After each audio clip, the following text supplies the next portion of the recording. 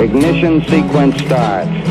6, 5, 4, 3, 2, 1, 0. Liftoff. We have a liftoff.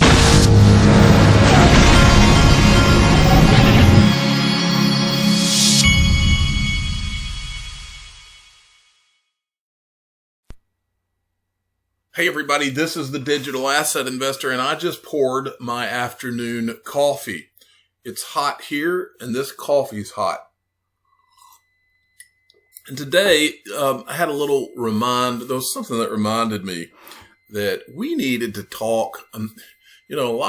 There's probably, I would say, somewhere between 3,000 and 15,000 viewers a day more that are watching now than there were even 2 or 3 weeks ago.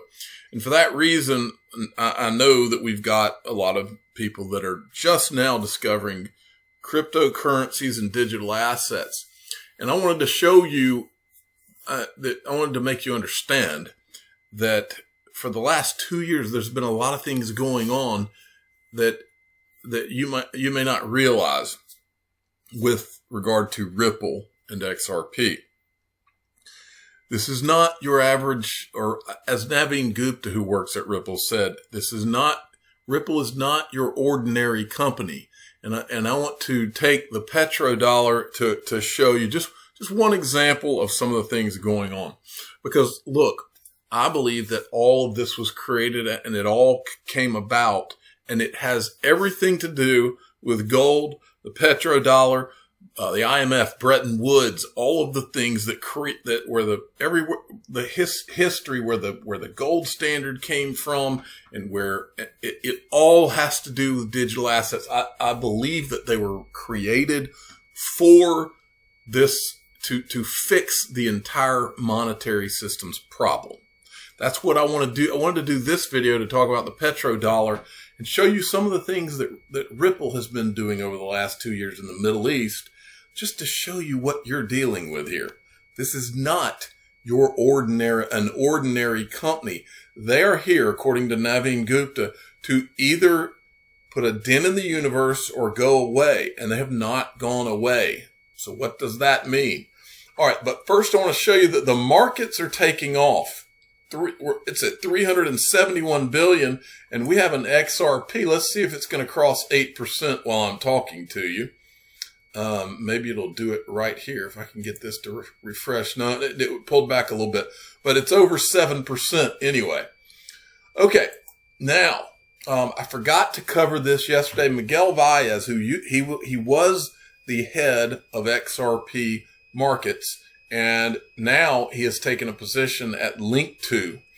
He says, a few people have asked why I decided to join the good folks at Link2. Figured it made more sense to write a little something about my reasoning instead of responding individually. Hope you find it interesting. He wrote this blog entry. I want to read. It's called The Gift. I want to read the last little bit of it to you. It says, lastly, what Link2 is attempting to accomplish is important. If we succeed, we will materially change capital markets broadly and private markets specifically.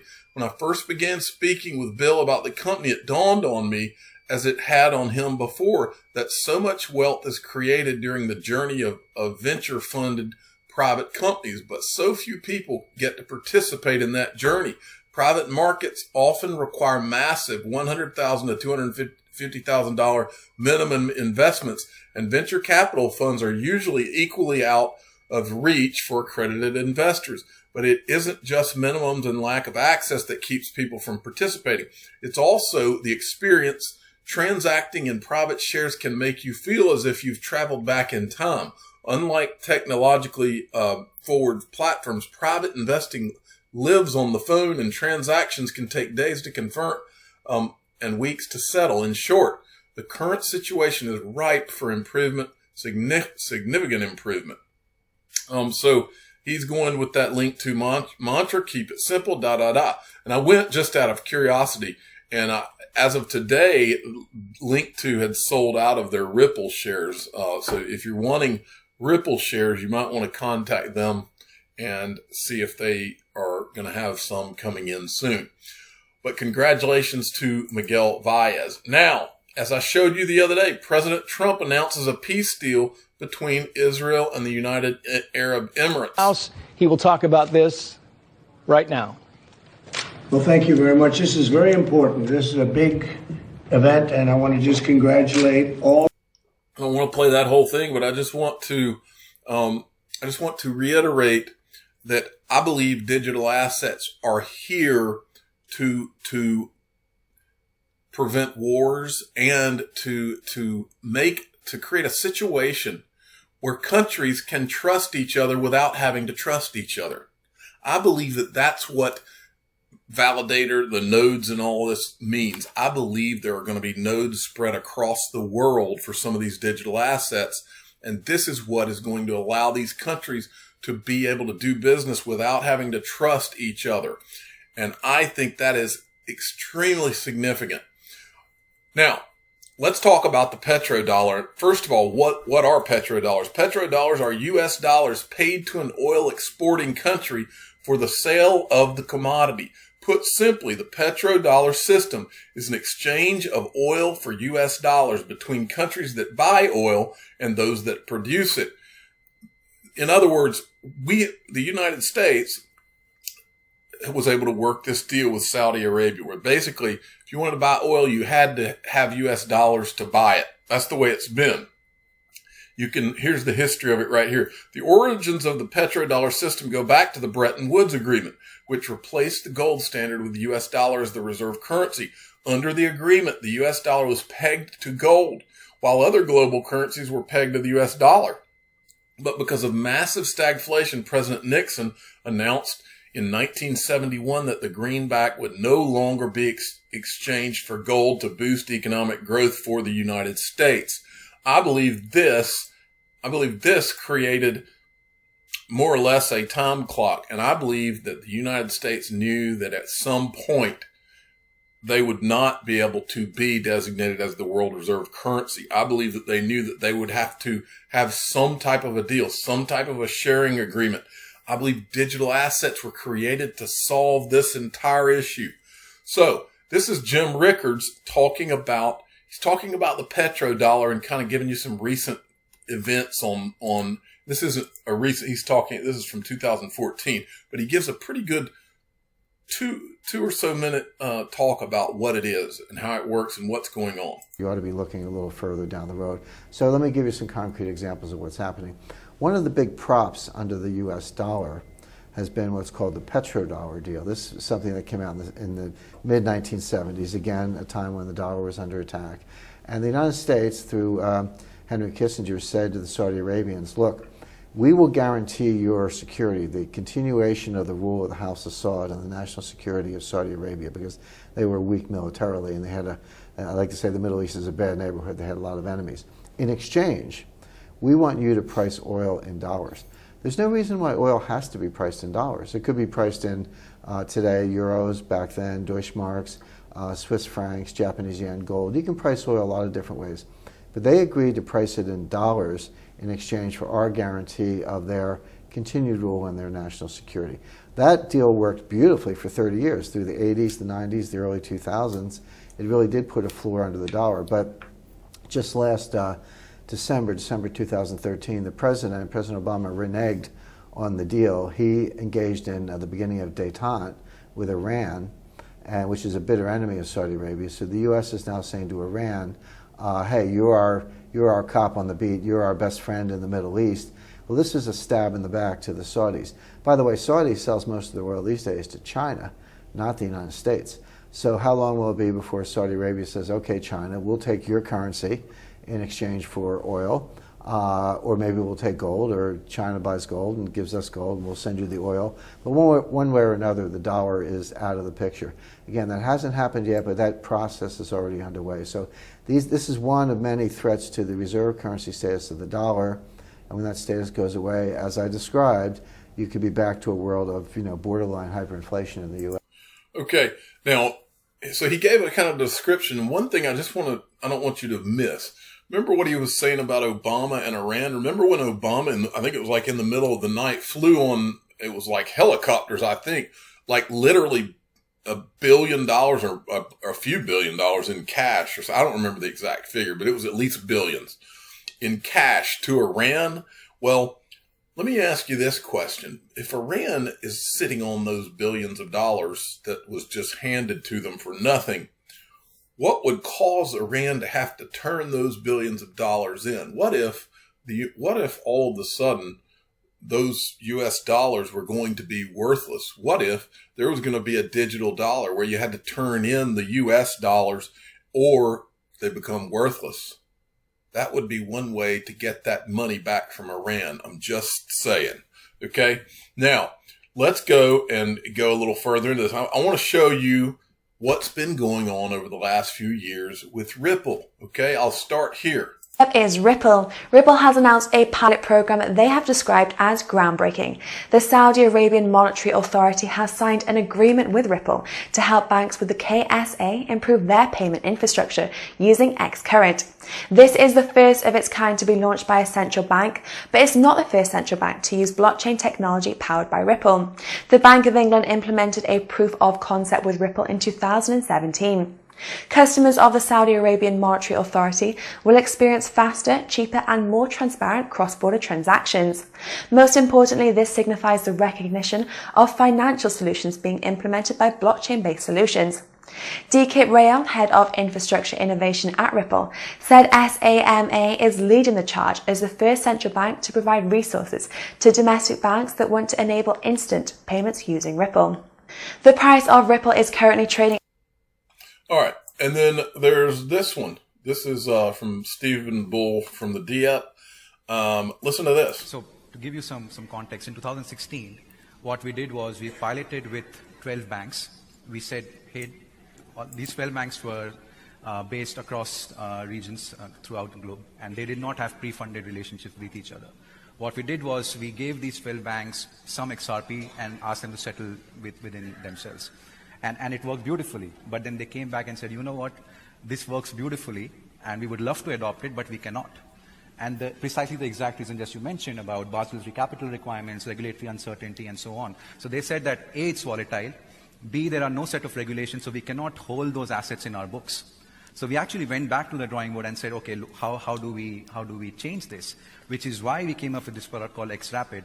And again, I absolutely agree with Lisa, so we actually piloted, instead of piloting with big banks, we piloted with the big payment providers because they were more willing to do this. And you know what? This actually now works because they don't have to hold the digital asset on their books, but using the piece of software, XRapid, they can actually connect to a digital asset exchange, convert fiat to XRP real time, and then XRP to fiat in real time in the other leg. And the entire transaction happens in 3 seconds. And so there is no case of volatility risk as well. And I think, to your point, just one more point, for any adoption of any technology, I think the intersection of 3 points is really, really important. Financial services, technology, and regulations. I think since the time Bitcoin was implemented, there was this notion that down with banks, down with central banks, Bitcoin was replaced fiat currency. Clearly that has not happened. And I think what's important really is, and that's something that Ripple has taken into its approach by collaborating with regulators and central banks across the globe.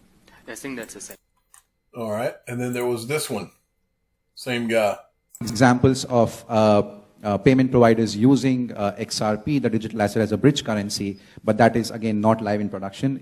I think it's still early days. We need more regulatory clarity, but we are confident by end of this year we will have at least a couple of banks or payment providers going live. How the model works is very similar to what Ella mentioned, so using XRP, the digital asset, as a bridge currency, so that way banks and payment providers don't have to rely on correspondent banks or have to, they can then skip the whole trap liquidity bit, especially in exotic corridors. But again, I would like to stress that for that, before banks would adopt digital assets as bridge currency, I think we need more regulatory clarity, but we are now seeing regulations coming up in certain countries, especially in emerging markets, and hopefully by end of this year or early next, we will see more adoption of digital assets as a bridge currency. And this one? Ripple have taken a very different approach, and we have done from day one. So our approach is to partner with banks, to work with banks. We're working with one of our largest customers is Santander. In fact, we do work with Santander here in Poland as well, which is our first customer in Poland. We work with people like SEB in Sweden. We have banks now all across the world. Emerging markets has been incredibly important for us as well. So we have Itaú, the biggest bank in Brazil. We have about a dozen banks in the Middle East, banks in South Asia, across India, Sri Lanka, Nepal, and Bangladesh, and in the Far East as well. If you think about payments, most payments now and in the future will go from west to east. So emerging markets has been absolutely huge for us. All right. And then we have this one. This is Ashish Burla. The last component is regulation, and you can't work with in payments without talking about the regulatory aspect. We've been working with central banks from around the world, SAMA in the Middle East, Bank of England, two examples that we've done pilots with to show the benefits of using blockchain technology to more efficiently move money. It's a big education project. This is something that we started 5 years ago, the conversations, the education. I think now other blockchain companies are starting to realize that you can't really innovate without taking the government and regulation in stride. We've been doing this for about 5 years. We have 40 different relations across the world to make sure that we're adhering to local regulations and standards as well. All right. And then we have this one from Brad Garlinghouse. Another one that it got some attention, but I particularly am very excited about, is we added the Saudi Arabian Monetary Authority, the Central Bank of Saudi Arabia, as a customer of Ripple's. And they joined Bank of England as a customer, as a central bank engaging with us. And that also has really great secondary and tertiary impacts in working with the ecosystem throughout the Middle East. And so it's more than a stamp of approval. They've got the connections on the rails there in the Middle East. Right. And they see that we're moving from an analog to digital nature in terms of cross-border payment flows. And they obviously leaned in and joined with us. So. All right. Now I want to show you a few tweets. The first is from Matthew Liney. With the oil markets in free fall and the petrodollar in crisis, behind the scenes, Brad Garlinghouse of Ripple has become one of the most influential people in the Islamic world. Maybe XRP can help create a new oil trading platform. Islamica 500, the 500 who make the Islamic economy. And there he is, Brad Garlinghouse. Ripple FinTech USA. Then Esoteric XRP, he says, these are older tweets. This is from April 25th, 2020. XRP custody. So what's happening now? Hyperinflation, the end of the petrodollar equals the end of the UN cabal. Paper gold must detach from physical gold. Who flips the switch? Trump, Judy Shelton, Gold Comex 589. The Phoenix will rise in a cryptocurrency sort of way. Then there's this. This is pretty interesting right here. Today is August the 14th. Tomorrow is the 15th. From Major Tom, 49 years ago this week, 15th of August, 1971, Nixon ended the gold standard and implemented the petrodollar backed by oil, which is now collapsing as the world's reserve currency. Might be a good week to watch gold and currencies, just saying. Now, if I were Trump and I was going to do, and if I was just the governments around the world and there was any kind of symbolism to what's happening right there in the world, this week would be the week, wouldn't it? And then there's this, Chris Larson, and the guy he's with, he's in Riyadh, which is Saudi Arabia, I think. He's with this Mohsin Al-Zarani, and this is who that is. Mohsin Al-Zarani, Innovation Center Director. He's the Saudi Arabia Monetary Authority. That's Saudi Arabia's central bank, stimulating internal and external open innovation, leading all SAMA blockchain projects, leading SAMA digital currency project, support establishment of FinTech Saudi and regulatory sandbox. So this guy is the man as far as blockchain goes in Saudi Arabia. And finally this, from Crypto Engineer Predictions. Might XRP become the global reserve currency, removing the U.S. petrodollar status? Might Ripple's 55 billion XRP escrow or large percentage be signed over to the IMF/World Bank? Might XRP become the global standard for the exchange of value via Internet of Value Web 3.0 W3C? This is an article on Trump setting the stage for the next global reserve currency. And then this is wait, right there it says indications of the global reset.